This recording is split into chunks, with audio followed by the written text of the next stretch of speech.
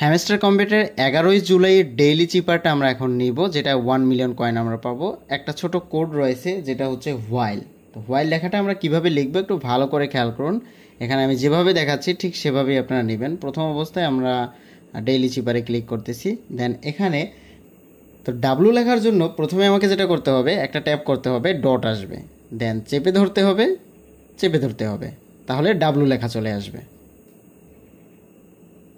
H লেখার জন্য dot dot dot dot, দেখতে পাচ্ছেন এইচ চলে এসেছে।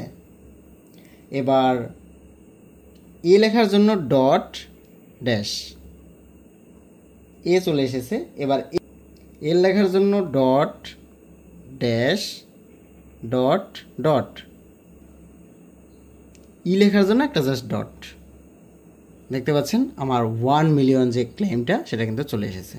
আমি এটা ডিসক্রিপশনে লিখে দেবো। আমি টেক দিস প্রাইজে ক্লিক করতেছি, 1 মিলিয়ন কয়েন কালেক্ট হয়ে গেল।